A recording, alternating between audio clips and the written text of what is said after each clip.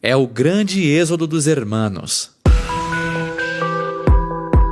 Esta é a Visão Libertária, sua fonte de informações descentralizadas e distribuídas. O que lhe vem à cabeça quando o assunto é sobre tentativas de fuga do comunismo? Provavelmente os exemplos mais comuns são da antiga União Soviética, da Coreia do Norte ou até mesmo das pessoas que improvisam barcos para sair de Cuba. Porém, um exemplo atual e que chama muita atenção é a fuga em massa que está acontecendo nesse exato momento na nossa vizinha, Argentina, ou, como provavelmente ficará conhecido em um futuro próximo, Venezuela do Sul. Desde que a Argentina passou a ser controlada por Néstor Kirchner, sucedido logo após pela sua mulher, Cristina Kirchner, o mergulho no abismo socialista foi profundo. Cada vez mais, regulamentações, burocracias e impostos foram sendo criados por lá, além do agigantamento do Estado e da política de controle de câmbio, seguindo o que foi feito por Hugo Chávez e Maduro na Venezuela. O penúltimo presidente da Argentina, Maurício Macri, foi eleito com a promessa de trazer mais liberdade e menos Estado para os nossos irmãos. Era um discurso animador, mas na prática, ele acabou não fazendo absolutamente nada. Agora, com a eleição de Alberto Fernandes, que nada mais é que um pau-mandado dos Kirchner, tal qual o Haddad teria sido de Lula, e com a pandemia do Covid-19, as coisas ficaram piores. A Argentina tem o lockdown mais prolongado do mundo, em vigor desde março de 2020, cujo término ainda parece estar bem distante. Ele proibiu as empresas de demitirem, pois caso os empregadores o façam, terão que pagar uma indenização em dobro ao funcionário. Como se não bastassem todas essas barreiras, agora também existe o imposto sobre grandes fortunas, mais uma tentativa desesperada de roubo estatal. O resultado de todo esse comunismo não podia ser outro: a fuga dos cidadãos. Para nós brasileiros, chega a ser cômico que boa parte da população do nosso país, se pudesse, iria embora do Brasil justamente por ser um lugar extremamente socialista e que dificulta o enriquecimento. Pensar que as pessoas estão buscando refúgio no Brasil é bizarro para nós, mas essa é a realidade que vivemos. Como exemplo prático, é possível citar os cubanos do Mais Médicos, programa de trabalho escravo que utilizava médicos cubanos, no qual a ditadura ficava com 80% da remuneração do profissional de saúde. Kim Jong-un e Xi Jinping com certeza bateriam palmas para esse ato, pois quem além deles usa trabalho escravo em pleno século XXI tão escancaradamente? Os esquerdistas ainda diziam que resolviam a saúde no Brasil. Logo após, os venezuelanos fugiram da ditadura de Maduro, tendo em vista que simplesmente começou a faltar comida no país e a inflação passou dos 1000%. Agora, estamos vendo tal fato se repetir com os argentinos, cujos principais destinos de fuga são o Brasil e o Uruguai, já que esses são os locais mais próximos. Várias multinacionais estão deixando a Argentina. Companhias aéreas como a Norwegian, a Qatar Airways, a Emirates e a Air New Zealand já fizeram as malas. As empresas francesas, como o laboratório Pierre Fabre e a de autopeças Saint-Gobain Security, também estão de saída. A empresa alemã BASF levou para o Brasil a sua linha de pinturas para automóveis. Já a empresa farmacêutica também alemã Gerresheimer decidiu sair do país. Há também marcas emblemáticas de têxteis nesse êxodo, como a Nike, a Wrangler e a Lee.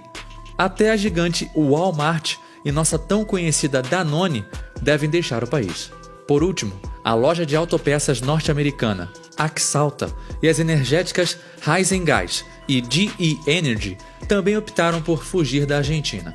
Pois é, adiantou muito criar rabisco positivado dizendo que não podia demitir, não é mesmo? Imagino que em breve farão rabiscos dizendo que todos têm emprego, esperando que isso resolva magicamente todos os problemas.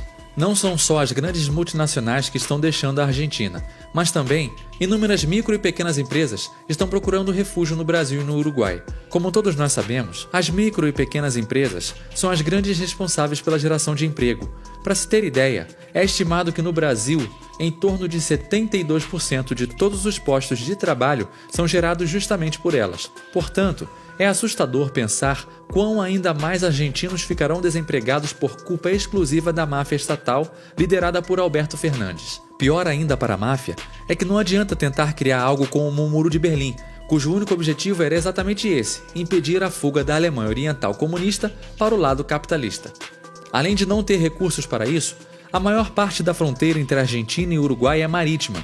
sendo muito fácil para qualquer um pegar um barco e atravessar para o outro lado. Apenas para se ter ideia, entre 1950 e 1961, quando o Muro de Berlim foi construído, estima-se que cerca de 3,5 milhões de alemães fugiram para o lado capitalista.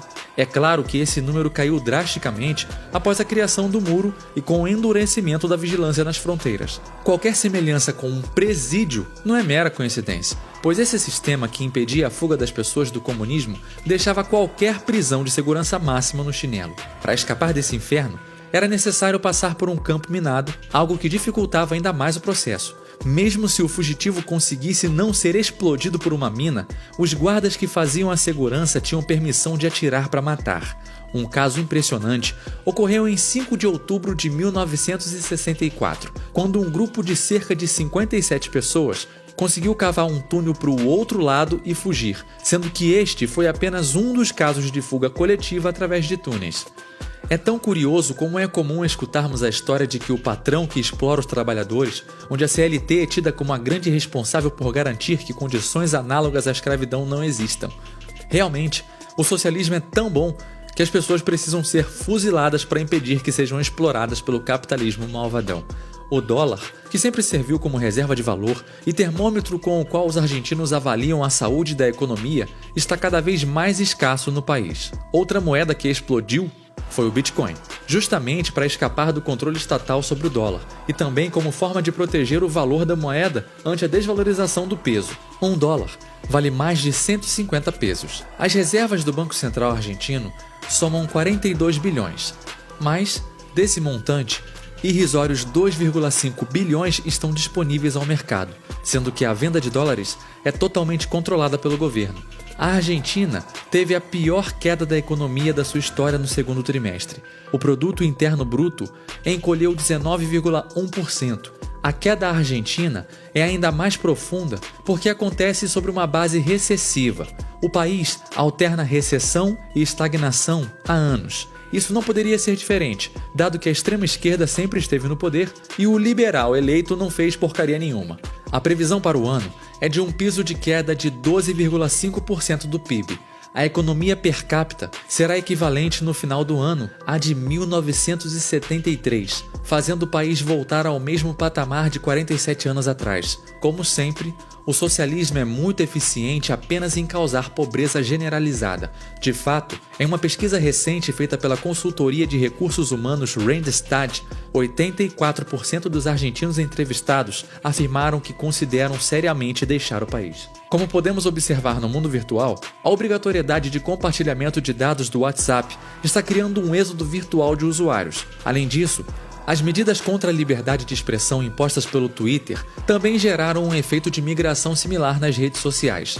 Não importa se o socialismo é no mundo real ou virtual, ele sempre irá fazer com que as pessoas fujam dele, pois ele é, antes de tudo, algo não natural. As trocas voluntárias e a liberdade é que são. Por mais que na história humana o Estado exista há bastante tempo, isso não o torna algo natural em nossa espécie, pois nada mais é que uma imposição pela força. Tal qual cães já existiam antes das coleiras, nós já existimos antes do Estado.